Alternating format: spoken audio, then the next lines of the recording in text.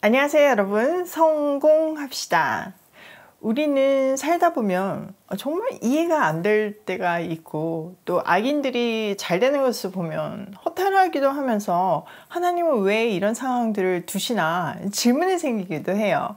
이럴 때 우리는 어떻게 해야 되는지에 대해서 본문에서 답을 주시는데요, 한번 들어가서 보도록 할게요. 자, 우리는 나팔 재앙에 대해서 보고 있어요. 6번째 나팔까지 부러졌죠. 그리고 마지막 7번째 나팔이 부러져야 되는데 그 중간에 다른 내용이 들어가 있어요. 이것은요, 지금 하고 있는 이야기와 또 앞으로 이어질 이야기가 아주 중요하다는 것을 강조하고 있는 거죠. 이 강조를 위한 부연 설명이 10장 1절에서부터 11장 14절까지 이어져요. 자, 요한은 무엇을 이렇게 강조하고 싶었을까요? 바로 요한계시록의 기록 목적이에요. 지금 요한계시록은 1세기 성도들에게 천상의 예배, 또 세상 종말에 있을 새하늘과 새 땅을 보여주면서 힘을 내라고 하고 있잖아요. 그런데 지금 심판의 이야기로 이어지면서 이거 우리가 심판받는 건가? 이렇게 혼동할 수도 있잖아요. 그렇게 하지 말라고 지금 이 내용이 삽입되어 있어요. 자, 지금까지 이야기를 한번 살펴보면 1장에서부터 3장까지는 7교회에 대한 이야기였어요. 그리고 4장에서는 이 7교회가 궁극적으로 어떻게 될지를 보여주는 천상의 예배를 통해서 보여주고 있죠. 문제는 그 뒤에 이어지는 7인가 7 나팔 심판인데요. 이것이 천상의 예배와 오버랩이 되면서 우리에게 두려운 마음을 줄 수 있다는 거예요. 마치 이렇게 살지 않으면 심판받는다 라는 협박의 책처럼 느껴질 수도 있죠. 그래서 요한계시록을 재난을 피하고 종말과 심판을 면하는 매뉴얼 정도로 생각할 수 있어요. 요한은 그게 아니라는 것을 강조하기 위해서 잠깐 숨 고르기를 하고 있죠. 그래서 우리의 혼란을 막아주고 있어요. 우리가 기억해야 할 것은요, 천상의 예배 뒤에 있는 7인가 7 나팔은 믿는 우리에 대한 경고가 아닌 끝까지 복음을 거부한 사람들에게 최종적으로 임할 심판에 대한 이야기라는 것을 기억해야 해요. 그 처절한 심판을 통해서 믿지 않는 사람들에게는 하나님께 돌아올 수 있는 계기가 될 수 있고, 또 믿는 우리에게는 영혼 구원에 대한 소망을 강렬하게 가질 수 있는 거죠. 자, 이 삽입 내용의 개념에 대해서 정리되셨죠? 그럼 이제 들어가 보도록 할게요. 1절, 내가 또 보니 힘센 다른 천사가 구름을 입고 하늘에서 내려오는데 그 머리 위에 무지개가 있고 그 얼굴은 해같고 그 발은 불기둥 같으며 그 손에는 펴놓은 작은 두루마리를 들고 그 오른발은 바다를 밟고 왼발은 땅을 밟고. 자, 요한은요, 힘센 다른 천사가 구름에 쌓여서 하늘에서 내려오는 것을 보았어요. 그의 머리에는 무지개가 둘려 있고 그 얼굴은 해같이 빛나고 발은 불기둥 같았어요. 이 모습은 사실 그리스도의 모습과 굉장히 유사하죠. 사람들은 그리스도께서 구름 타고 하늘로부터 내려오실 것을 기대하고 있었고, 지금 이 천사에 둘려진 무지개는 하늘 보좌의 무지개를 떠올리게 했어요. 또 해같이 빛나는 얼굴 또한 그리스도를 떠올리죠.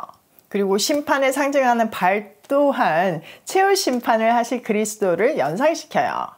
그래서 이 특별한 천사를 그리스도로 보는 학자들도 있어요.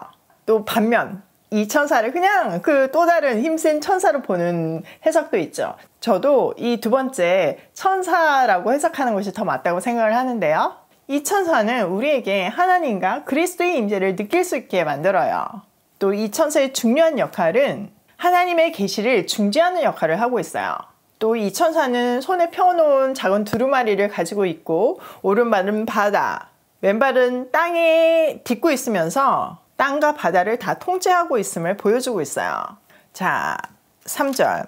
사자가 부르짖는 것 같이 큰 소리로 외치니 그가 외칠 때에 7 우레가 그 소리를 내어 말하더라. 7 우레가 말을 할 때에 내가 기록하려고 하다가 곧 들으니 하늘에서 소리가 나서 말하기를 7 우레가 말하는 것을 임봉하고 기록하지 말라 하더라. 자, 마치 7 천둥이 말하는 것 같다고 표현하고 있어요.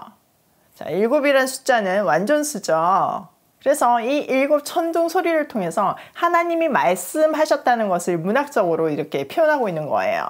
자, 그 소리를 요한이 기록하려고 할 때 받아 적지 말고 책을 임봉하라는 하늘에서부터 나오는 하나님의 음성을 들었어요. 자, 5절.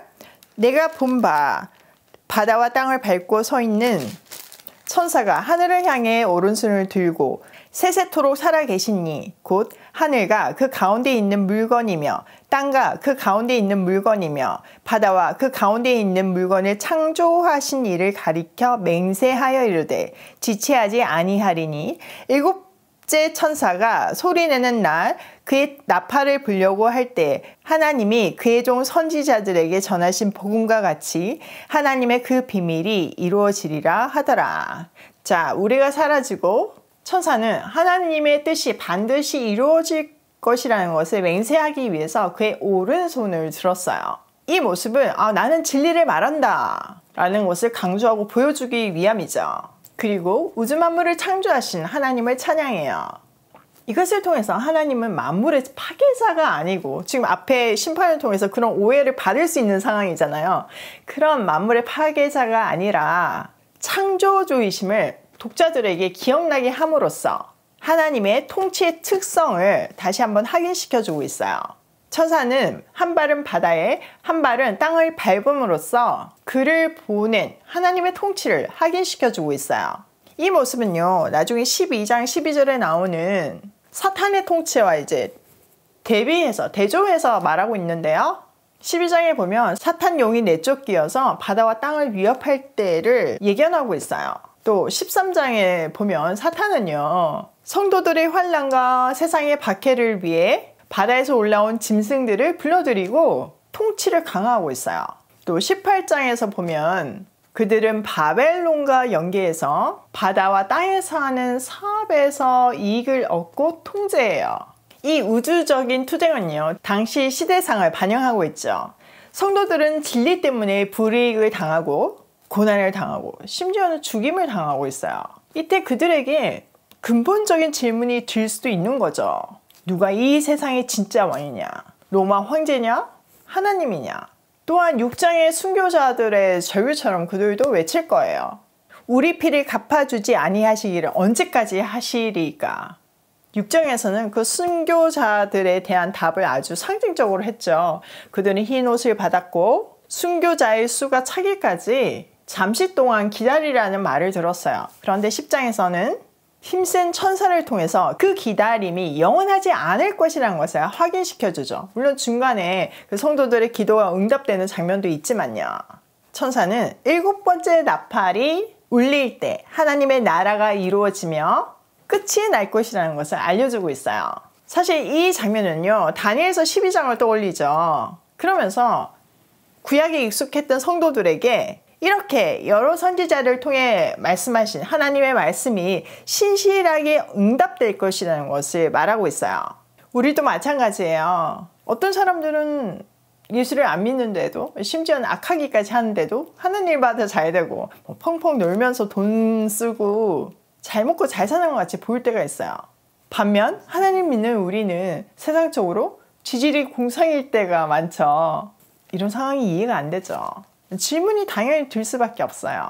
또 어떨 때는 이건 정말 하나님이 기뻐하시는 일인데 하나님이 막으실 때도 있어요. 그럴 때 정말 마음이 아프죠. 저도 한참 강약 가운데 있을 때 하나님 너무 하신다 이런 생각을 할 때가 있었어요. 특히 아이들 문제에 있어서 그렇더라고요. 한창 크는 아이들에게 제대로 잘 못 먹이고 못 입히고 가르치지 못하는 그 부모의 마음이라는 거는 정말 정말 하늘이 무너지는 그런 마음이잖아요. 제가 자랄 때보다 아이들에게 환경적으로 아무것도 해주지 못하는 그런 것들을 생각하면 너무 가슴이 아팠고, 또 한편으로는 이렇게까지 하셔야 되나 이러면서 이해도 안 됐어요. 그런데 분명한 사실은 있었어요. 내가 이거 이해 안 되고 부당하다고 해도 하나님 뜻이 안 이루어질 것이 아니잖아요.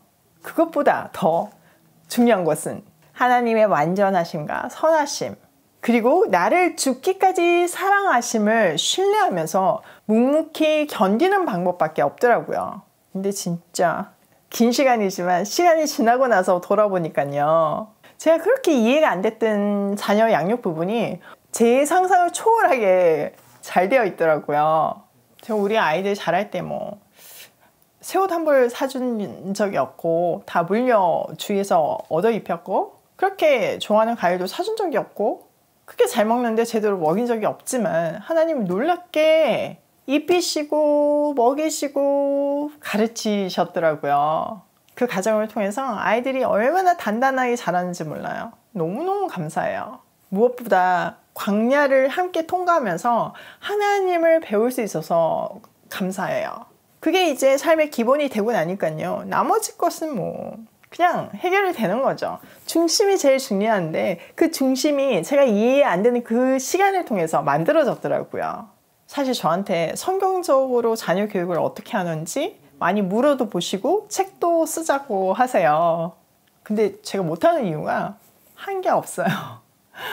지금 뭐 15년 전에 제가 하나님을 믿게 되었으니까 제가 아이들을 막 양육하면서 하나님을 알게 된 상황이었잖아요. 저도 잘 모르니까 뭐 어떻게 성경적으로 키우겠어요. 감도 안 잡히고 할 줄도 모르니까 하나님께 맡기는 수밖에 없었죠. 마치 요게벳이 모세를 하나님을 신뢰하면서 강물에 뛰었듯이 저도 아이들을 하나님께 온전히 맡겼던 것 같아요. 근데 그게 제일 잘한 거더라고요. 아이들 일뿐 아니라 저의 모든 인생을 되돌아보니까 너무 감격이고 너무나 은혜 그 자체고 너무나 감사해요. 그래서 저는 제가 전하는 복음이 너무나 실제임을 알고 생명줄임을 알아요. 분명하게 알기 때문에 이 좋은 것을 나눌 수밖에 없어서 이렇게 성경을 가르치는 일에 올인하고 있어요. 감사하고 또 감사한 인생을 살게 해주신 하나님을 전하고 찬양할 수밖에 없다는 사실이 너무나 감격이에요. 저는 이제 before랑 after가 분명히 있는 사람이잖아요. 그래서 더 확신을 가지고 힘있게 전할 수 있는 것 같아요. 본 것은 말할 수밖에 없거든요. 괜히 임금님 기가 당나귀 기라는 책이 나온 게 아니에요. 분명하게 본 사람은요. 정말 전하지 않고는 못 베기는 것 같아요. 우리 모두 잘 전하는 또 이 복음을 날마다 새롭게 경험하고 감격하는 그런 인생이 살면 좋겠어요. 자, 오늘 내용을 우리 삶에 한번 적용을 해보면요. 첫 번째, 이해되지 않아도 완벽한 계획 안에 있다는 사실을 신뢰하자. 그래요, 여러분. 우린 유한한 안목을 가지고 유한한 생각을 갖고 있어요. 그러니 어떻게 창조주의 계획을 다 알 수 있겠어요? 모르는 게 너무나 당연하죠. 그런데 그 내 인생을 이끄시는 분이, 내 인생을 계획하신 분이 완벽하시기 때문에 우리는 신뢰하면서 갈 수 있는 거예요. 여러분이 여러분의 지혜로, 여러분의 수준으로 산다면요. 진짜 실패할 수밖에 없어요. 지금 이해되지 않아도 완벽한 계획 안에 있음을 신뢰하면서 하나님의 뜻대로 살고 또 견디는 우리 일상이 되면 좋겠어요. 두 번째, 믿음은 오랜 인내의 시간이 필요하다. 믿음은요, 그냥 뚝 떨어지는 게 아니에요. 오랜 인내의 시간을 통해서 단단해지고 진짜 찐이 되는 거예요. 그러니까 견디는 거 너무 힘들어하지 마시고 오히려 이 시간을 통해서 우리 믿음이 단단해진다는 사실에 감격하시는 여러분이 되면 좋겠어요. 세 번째, 하나님의 뜻은 반드시 이루어진다. 하나님의 뜻은 완벽하고 영원부터 영원까지 있어요. 그리고 그 계획과 뜻은 반드시 이루어져요. 성경에서 계속 얘기하고 있잖아요. 오늘도 이해되지 않는 내 현실을 하나님께 맡기며 하나님의 계획을 신뢰하며 믿음으로 고고싱해요.